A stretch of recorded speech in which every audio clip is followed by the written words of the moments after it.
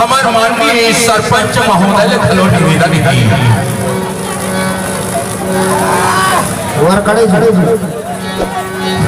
वर करे जी आप मन से निवेदन है हमन छत्तीसगढ़िया ता हमरो फर्ज बनते कि आप मान ले निवेदन करन अब आप मन के फर्ज बनते हमारा निवेदन ला सुनन